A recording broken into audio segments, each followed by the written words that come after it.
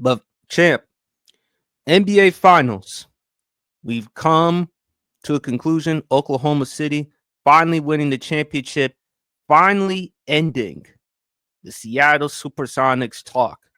Now they have a championship in Oklahoma City, Oklahoma. Happy to Sam Presti, SGA winning finals MVP. Hell of a year for him. MVP, Western Conference Finals MVP, and now Finals MVP. The big three with him: Chet Holmgren, Jalen Williams, Alex Caruso from your Lakers as well. A champion 2 times now. One with the Lakers and with the Oklahoma City Thunder. As for the Indiana Pacers, you picked the Pacers, man. They had a hell of a season. Unfortunately, game 7, Tyrese Halliburton ruptured his Achilles. Champ, we discussed this on the pod, and I said I don't think he should have played. We thought, okay, sit him out for game 6, and then game 7, all right, we'll see how it goes. He played in game 6, and to his credit, as well as the Pacers, they won that game. Game 7, I understand, do or die.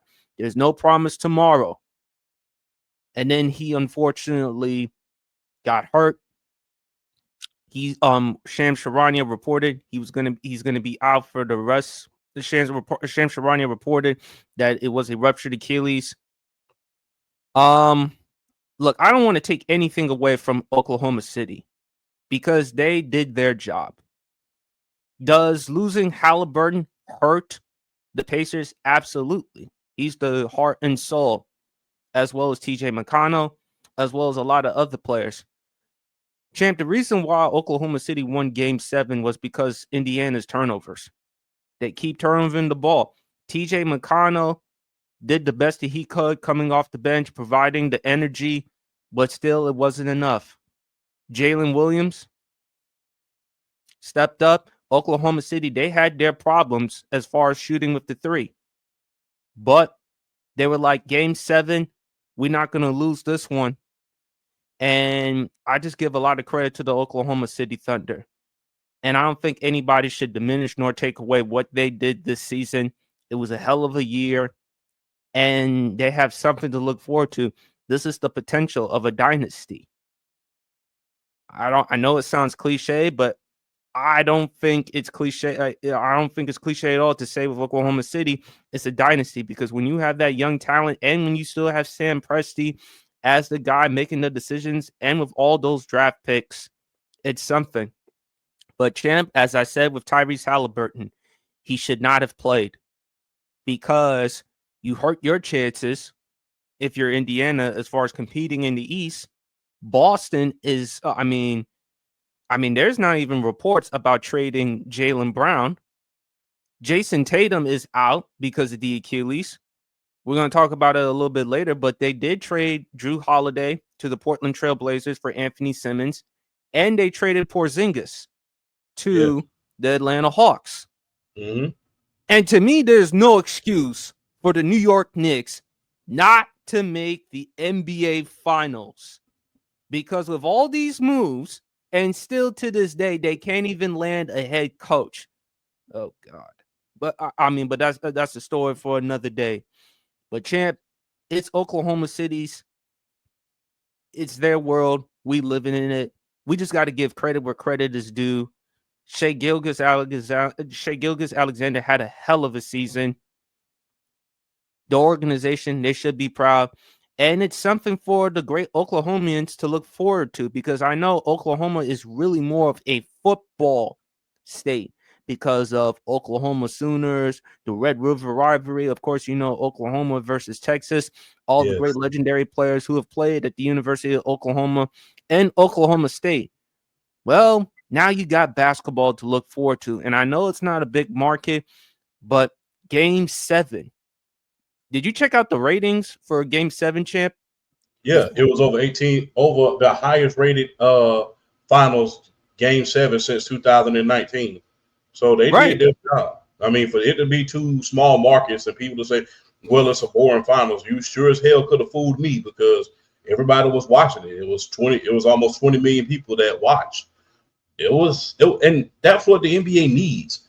People keep complaining. The thing is, I forget what music group made this. I think it was In Vogue. I don't know for sure. And they had a song called "Never Satisfied." It seems like us basketball fans were never satisfied. When super teams was running rampant all over the NBA, we kept saying that, oh my God, everybody's just wanting to join forces with each other. They want to be the new Avengers. They want to be like they was in the AAU team. And we used to applaud guys like Giannis who didn't want to be on super teams. We used to applaud that. Now we're complaining because of parity. What do we want, basketball fans? What do we really want? Do you want parity, or do you want super, or do you want to live through the super team era again? Because it seems like no matter what the NBA does, they can never be satisfied as far as the fans are concerned. It's like, because 7 different champions have been the past 7 years, and we're complaining about that because there's not any dynasty. Hey, it just goes to show you it's hard. It just goes to show us how hard it really is to be a dynasty. How hard that a lot of those teams had to work in order to win 2 in a row, 3 in a row. Funny thing about San Antonio, they considered a dynasty, but they never went back to back. That's how hard it really is. So let's be grateful for this greatness that we're getting, because guess what? Hey, when the dynasties and the super teams, things have a way of coming back. Things have a crazy way of coming back. They have a crazy way of coming back. Because super teams wasn't just born; they were born in the 80s. You know, they even were in the 70s with Wilt Chamberlain and Jerry West, guys like that. They had a backcourt for the New York Knicks long before any of us were even thought of. They had Earl the Pearl, they had Walt Frazier, and they had Bill Bradley. So there's always going to be super team. Things have a way of coming back around when we think they're gone. Remember this year in the NFL, everybody thought that the running back was gonna be phased out eventually. Come to find out, you need your running back more than ever. But the thing is this: I'm proud that a small market team won, and that they have the potential to have a dynasty. Oklahoma City is not an attraction for a big free agent. It's not Los Angeles. It's not one of these. It's not New York. It's not one of those big time Philadelphia, one of those big time markets that you would just love to go to, an attractive town. And if you really look at some of these towns right now who are in the big markets, they haven't really recovered as far as their franchises are concerned. You look at Chicago, they haven't recovered since Derrick Rose.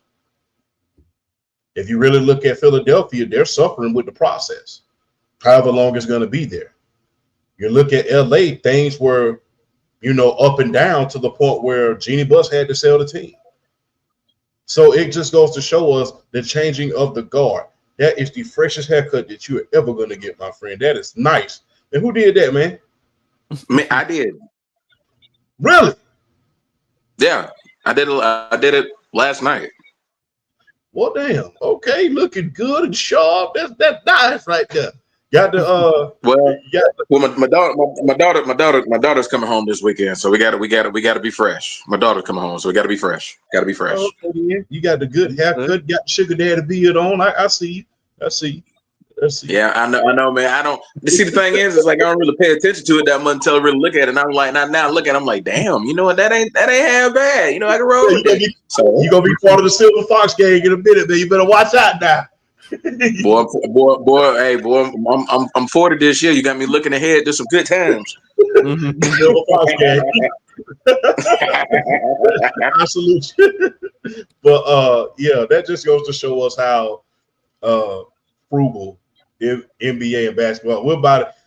Basketball fans are about as terrible as wrestling fans. It's just like you're never satisfied, and that's just how it is. But I'm glad that a small market team was able to win and potentially be a dynasty. Like I said, Oklahoma City, I'm not exactly beating my door down in order to get to Oklahoma City. Now, they have some hell of a casinos out there.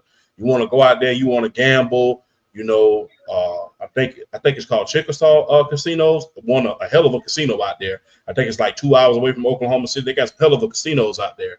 but that's not exactly where you want to go. That's not the sexy move in order to go from Chicago to Oklahoma City, to go from Miami to Oklahoma City, Philadelphia to Oklahoma City, from LA to Oklahoma City. So for them to win a title in a small market is amazing. Not to mention, look, when you think about Seattle was a bigger market than people gave it credit for. It was the 11th biggest market in the world.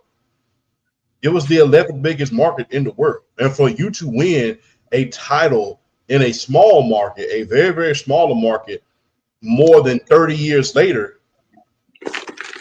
and have defeated the demons of the Seattle Supersonics, that's amazing. Hey, Sam Presti is definitely going to go down in history. This championship cemented his legacy as one of the greatest general managers of all time. Because if you really look at a lot of small market teams, they always go through this period of irrelevancy. The Indiana Pacers went through it. The Sacramento Kings went through it. You name the small market team, they always have this up and down cycle. They're either really good or really darn bad. When you look at Oklahoma City, ever since Sam Presti has taken over, it's been nothing less than the playoffs nearly every darn year. The only time where it wasn't was when KD and Westbrook got hurt. Even when they brought in Chris Paul with that young core, he was able to lead them to the playoffs. So for him to patchwork that thing while they was getting better, while they were developing these young players, while they was getting guys like SGA ready for the big times, that just goes to show you how great of a basketball mind that Sam Presti really is. And the transition going from Seattle, coming to Oklahoma City with not a lot of good fanfare. Remember, the world was PO'd about the Supersonics leaving. Right. They were PO'd. So for that to happen, you to finally win a championship, get over the hump, that's amazing. He definitely deserves a lot of credit. And guess what? I believe that this one championship, it means more than a lot of other championships that a lot of other general managers get in these larger markets. I think that this championship has single-handedly stamped Sam Presti into the Basketball Hall of Fame. Well, it has to, because again, he has done a tremendous job accumulating talent. Kevin Durant, Russell Westbrook, James Harden, Serge Ibaka, SGA, Jalen Williams, Chet Holmgren. I mean, all these draft picks, as you mentioned before, Champ, that they still have. And it's still only coming for Oklahoma City. So they ain't going anywhere. But of course, we got the great BRF Sports in the building. How you doing, brother? Doing pretty good after another good long week of work. Can't complain. Life is good. Like I said, like when you brought me on, tomorrow I'm going to make that. I'm going to get my daughter. She's spending the rest of the summer here, so I'm definitely excited about that as well. So I can't complain. Times are pretty good right now. I can't complain at the moment. How y'all brothers doing? We doing good, man. We doing good, man. Chilling, and just having a great time. BRF, what were your thoughts about the NBA Finals overall? It was an amazing series. I enjoyed it, every bit of it. I think the basketball fans out there that have like really grown up and really got to see really, really good playoff series, whether it was all of the Bulls Knicks Eastern Conference Wars, or whether it was, seeing just like seeing the Celtics and Lakers, do one for old time's sake in 2010 going 7, or just all of even the amazing playoff series this year. Like, I think it's safe to say this was a pretty amazing NBA playoffs this year. It was good. It was like great to watch. Like the basketball was just like, I mean, I guess if you want to say it was foul ridden, maybe, but at the same time, I felt like it was good. There was a lot of good team basketball that was played, and it was just I just really enjoyed the playoffs for the most part this year, and getting Oklahoma City and Indiana, like we talked about it, like before the series started, I was praying to God for 7 games. I feel like this series deserves 7 games. It deserves 7 games, and the fact that it got 7 games, it was a tremendous series. Shout out to the Indiana Pacers. It's like no matter It's like no matter what you do to them, it's like they find a way to get back up, and they find a way to just make it competitive and keep it close, which is exactly what happened in Game 7 after the unfortunate Halliburton injury. For them to really still kind of make that a game, because a lot of teams could have quit right there. Losing your best player like that, a lot of teams could have folded the tent, but they didn't do that. They kept fighting and they kept fighting. Shout out to TJ McConnell for having a hell of a third quarter in that Game 7. Ben Mathurin stepped up. I mean, even when you kind of knew that Oklahoma City was about to take it home, like he just kept scoring and kept putting in buckets and kept it close. And that was I enjoyed watching the NBA Finals. I thought it was a really fun series. The better team definitely did win. I do still feel like the better team won. I know there are people that are gonna be out there talking about Tyrese Halliburton getting injured in Game 7. What are people gonna say to that? They in the other injuries, whether it was Tatum getting hurt or it was Tatum getting hurt, Dame getting hurt. I'm like, you know what? At the end of the day, you play who's in front of you. You can't control who you play. You can't control the men on the other roster. Injuries are unfortunate. Absolutely, you wish nobody to get hurt, but at the end of the day, you have to play who's in front of you. And just like Oklahoma City, they came to play. They came to play at the end of the day. Like SGA, like one of the greatest single season of all time. First player to win MVP, scoring title, Western Conference Finals MVP, and NBA Finals MVP in the same season. First player to do that in history. Definitely is going to go down as one of the greatest single seasons ever. And I mean, and you just gotta give a lot of love to OKC for just building this back up after the original big three left, after KD, Harden, and Westbrook, after they all left, and you gotta shout them out for doing it the right way and building through the draft. Making acquiring players when you had to, because like the SGA acquisition. I mean, Lord have mercy, like that Paul George trade is going to go down in the annals of NBA history as one of the potential, that's on Kawhi Leonard. That's on Kawhi Leonard too, because he wanted Paul George to come to the Clippers. That true. You're right. That is definitely on Kawhi Leonard. But we ain't finna. But we're not. But they didn't call that the Kawhi Leonard finals. That's the Paul George finals. That's the Paul George series. That's the Paul George series. Because Paul George started with the Indiana Pacers, and then ultimately ended up with the Oklahoma City Thunder. So he had his hands on both of these franchises. I mean, back in the early 2010s, the Indiana Pacers were competing in the Eastern Conference, getting to the Eastern Conference Finals, giving the Heatles, the LeBron, Wade, Bosh, Heat, all they could handle in the Eastern Conference Finals, ultimately left. And then Oklahoma City having one of if not the best season of his career when he was an MVP candidate for pretty much all of that season, only to 2018, only to get bounced out by one of the greatest series clinching shots in the history of the game when Damian Lillard sent them boys home. Yeah. Like I think we kind of gotta look at this. I think we gotta look at that trade that landed SGA. Like Kawhi Leonard. Yeah, he definitely made the call, but you have to look at that trade. Paul George going to the Clippers, and then them netting SGA. And when you watched SGA in LA, you had a sense like there was something there, like there was talent there, and you could feel like the potential was like booming out of him. And then it's like he got the OKC, Chris Paul, and then, was he humongous. I mean, you having somebody to really kind of mentor you and just learn how to play the game, learn the position of point guard, learn how to really. It's almost like it sped his development up in such a way into like what we're seeing now as being one of the faces of the league. Being in top 2, top 3, top 5 conversations, wherever you want to put him. I mean, he's there. So it's almost like it's like we're seeing another, like an evolving of the game now.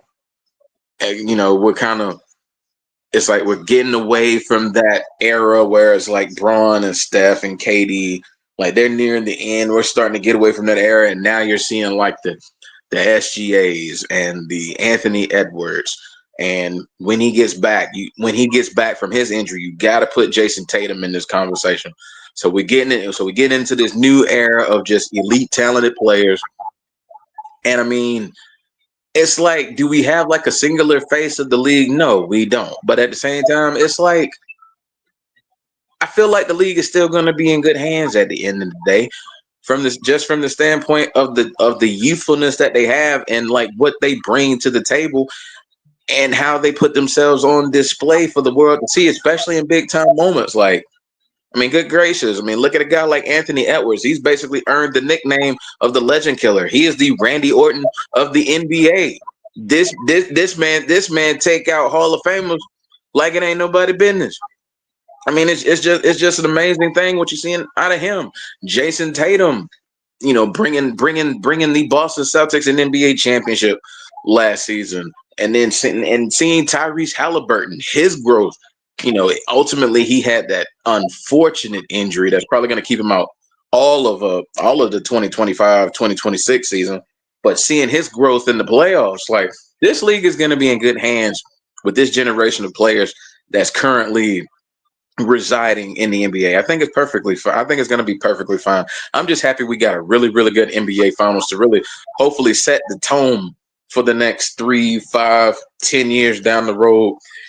This NBA playoffs as a whole, just the league to see the hands that the league is in good hands with these players, and I'm just glad we got a great NBA finals and just great basketball. Just it put a good feeling in my heart when Indiana won that game 6, and we knew we were getting to game 7. It put a good feeling in my heart because I mean, I just wanted it to come down to the wire. I wanted one game to really put it out there, to put it all out there, and just shout out to both franchises for having an amazing series. And I'm looking forward to 2025 because I tell you, man, the West, I feel like 2025, I think this series really set up 2025 because I think the West and the East, the West, even the Oklahoma City, are the Western Conference champions, as dominant as they were last year.